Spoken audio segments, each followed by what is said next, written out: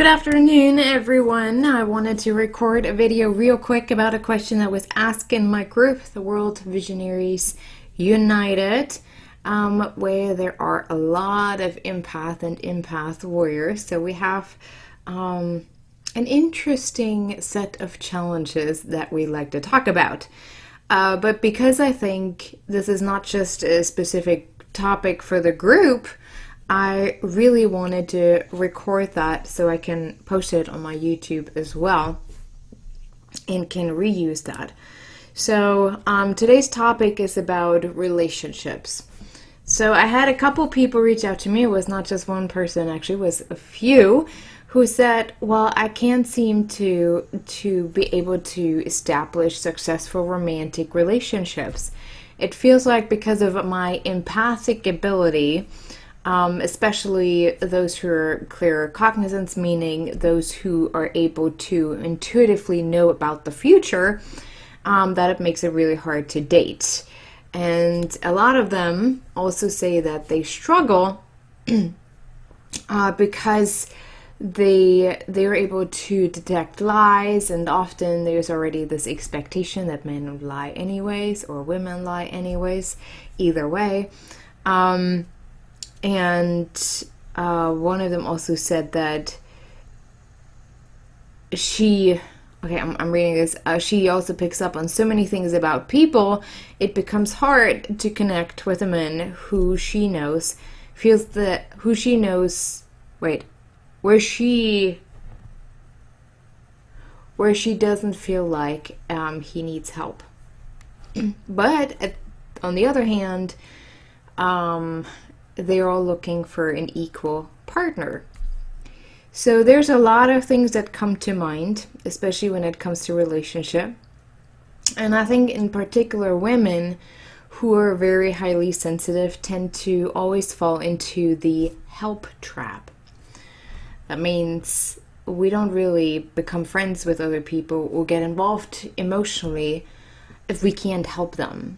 It's almost like if people were to be whole and complete and we would truly know that on a heart level, there's nothing for us to do, especially when you have a specific gift as an empath.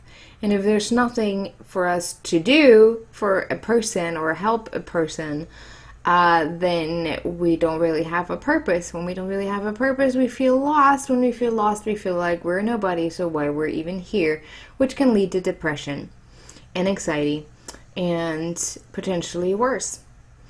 It's like this all vicious cycle of people who always like to help people, who help others, and especially those who have it as a occupation, as their occupation. For those who are other coaches, social workers, counselors, they help. That is what we do every day. We help people, right? And so if someone suddenly comes into our life that we would like to spend our life with, and we can't help them, we feel lost. We don't know what to do with you because we're so used to wanting to help people, to helping people. That's why people come to us, right? So why else would they come?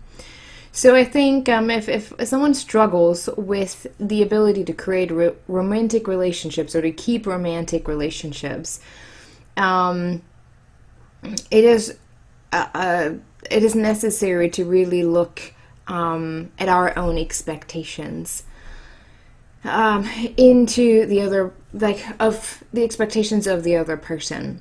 I hope that makes sense. For one, especially if we get into, if we're getting interested in someone and we have the ability to be in clear cognizance, like seeing the future intuitively, or thinking, knowing, we need to understand that it is great to have this gift. However, the future is not set in stone.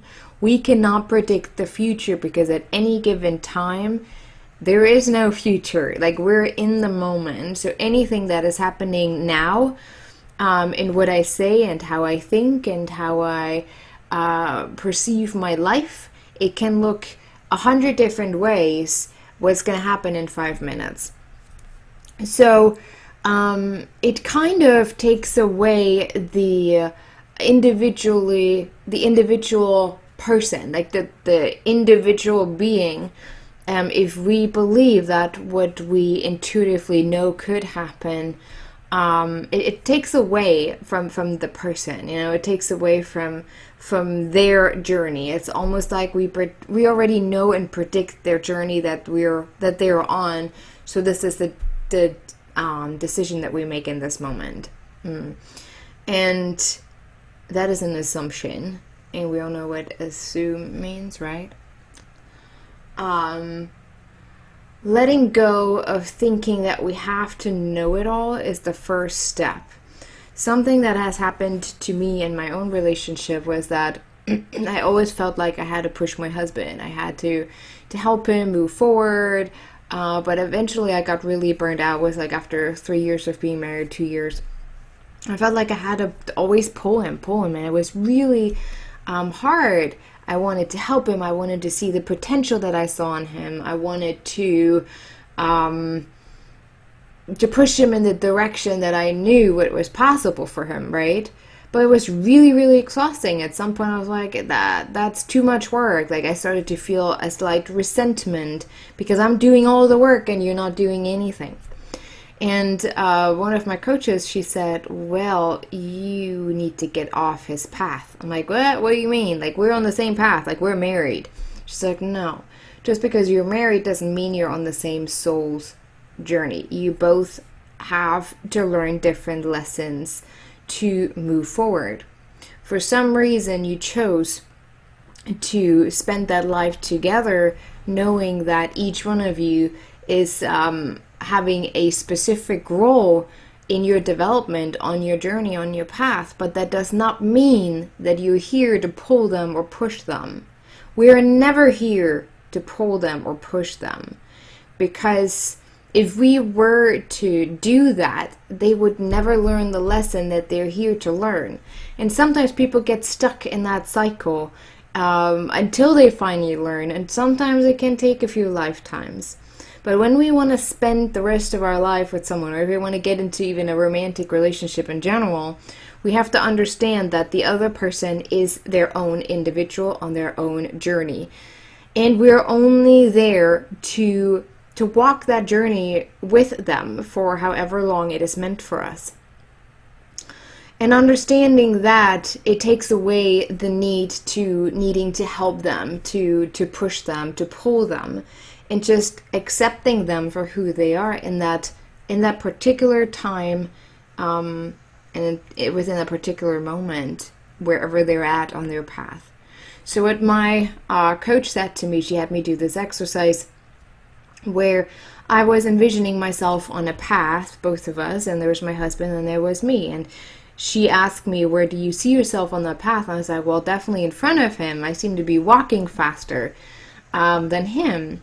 And she's like, well, that's why it is so difficult for you, because you can't respect and accept what he has to experience on his path, on his journey. And so she had me envision stepping off his path, like literally, I envisioned just stepping off back on my path where I belonged, which means that no matter where he is at on his path, it doesn't mean that we can't walk that together. It just means that I have a specific place on his part of his journey to help him just be, and just being with them.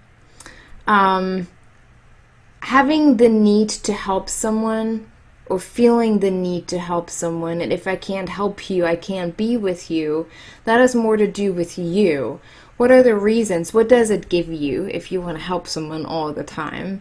Does it give you acknowledgement? Does it make you feel seen because you were good at what it is? Does it help you to focus on someone else instead of yourself? There are just so many different reasons why something could be experienced the way that we do, and why we do certain things, that it is necessary to look really deep. Why am I doing this really? I know I'm really good at that, and there's a place for the work that I do, but if I feel the need to always do this with every relationship, there is a need that is being met while I'll try to help someone else. Because obviously that need is not met when the other person doesn't want your help or doesn't need your help. So a relationship is more about practicing to be with each other and accepting where people are on their journey. There's still times where I think like, oh, okay, can you just move a little faster? Like with my husband, I'm like, can you just like move and make this decision and get to the point where we can move forward as a family? But then I have to stop and really remind myself that everything is happening at its time, at its particular time. So when there's something that I'm challenged with that he is doing, it's more about me. What is it that I have to learn that is annoying me right now? What is it that I have to learn about myself for me to stay on my path, to acknowledge my own development and my own movement within my journey?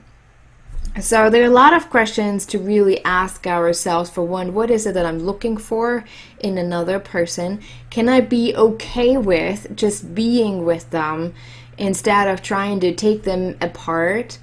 We always have a choice, even as an empath. We have a choice. Do I want my gifts to get in the way of creating successful relationships? Or do I want them to enhance certain relationships? Can I choose to trust someone even if they end up hurting me? And even if that were to happen, what is the lesson within that? And it doesn't mean, oh, I didn't trust myself or I didn't trust my intuition, more so going deeper beyond that. What is it? Maybe it's the lesson about forgiveness. Maybe it is the lesson about staying in the flow. Maybe it is about accepting someone for who they are or for what they do. And even if that sometimes ends up being like I don't know, an asshole on both sides, women and men, it's not just one side. If that turns out to be someone being an asshole, then there's something even there for you to acknowledge and to acknowledge them on their journey. There's something, and maybe there's a lot for them to be learned. But still, there's something much, much deeper within that. If you feel the need to always have to help someone, and if it's not a successful relationship because you can't help them, that is on you. What do you get out of helping people? What does it give you? Does it give you acknowledgement? Does it give you the feeling of being needed? And therefore, the exercise for you is to practice to just be with people. Especially as a counselor, as a coach, as a social worker, we are trained to listen, but at the same time we listen with an ear to help. But what if we can actually practice just to listen and just let people be? Acknowledge their challenges and letting them know, hey, I'm right here with you. I'm walking with you, so if there's something that I can support you with on that, that is great. Otherwise, I just acknowledge you for wherever you're at. I can totally take that, and I can just be with that person. Something that I have noticed in my own relationship, it has become much more powerful to just be with each other without having to say anything, without having to try to fix anything, without having to try to help anyone. Just being with each other. And sometimes it does look like we're sitting next to each other just reading a book, or we're just sitting outside together and watching the birds. It's always coming, relationships, especially romantic relationships, are always based on the foundation of love. So any decision that you make, anything that you feel is in the way of creating that powerful romantic relationship is not coming from a place of love. And like I said, we always have the choice. Like when you are claircognizant or have any other empathic gifts, just acknowledge, okay, I may not be always right. The future can change at any minute, in any instance, right? So nothing is set in stone. And I think the biggest challenge for people who feel so very much and tend to try to help is to just be. And that's a practice. That is a practice to just be without judgment, without evaluating people, without fixing, just being with people. I think that is the most important that I have learned on my path to relationships. I no longer take it personally, even when friendships fall apart, where I'm like, oh, why did you leave me again? Or what happened there? Or what did I do wrong? Instead, I'm just saying, all right, maybe there's something I didn't do. Maybe there's a lesson for me to be learned. But at the same time, well, I was part of their journey for this period of time for a reason. I hope I did my part well. And now it's going in different directions where other people come along to help them on their journey toward the full understanding and complete understanding of oneness with a divine force, which means the full embodiment of unconditional love. That's when we become one, when the physical no longer exists, when we live beyond the limitation of tangible physical of this world. That is my take on the topic. If anyone has any thoughts on this or any questions, please let me know. You can always reach out to me at Isabel at faithdrivensuccess.com, just like my book, The Power of Faith-Driven Success, faithdrivensuccess.com. And I hope that gives some of you some questions to go a little deeper in what's going on. And knowing that you have the power to choose, even with an empathic gift, and how you want to use that. And if you tend to attract always the not so great people that are not meant for you, then ask yourself, what is a commonality within the people that I seem to be attracting? And what does it say about me? Like, where I have to do some more work internally, because in the end it means that you're vibrating on a frequency that somehow, like a magnet, attracts those people. And so there's something that is going on inside of you that just draws them in. But again, it is always connected to a lesson to be learned and to really create a high level of awareness. And I know that sometimes sounds a little difficult and challenging and exhausting even, but trust me, the more you just ask yourself the questions, the easier life gets, because the more you can just be in life and be in the flow and just accept certain things that you can change, but also take the actions of things that you can change within your calling of bringing more love, establishing more of the love in this world. So I hope that is a great reflection for some of you, some questions to ask yourself and to dig a little deeper. And if anyone wants to dig a little deeper with some support, please don't hesitate to reach out. Like I said, Isabel at faithdrivensuccess.com, as well as my website, isabelhunt.com. Have an amazing week, great day, and until next time.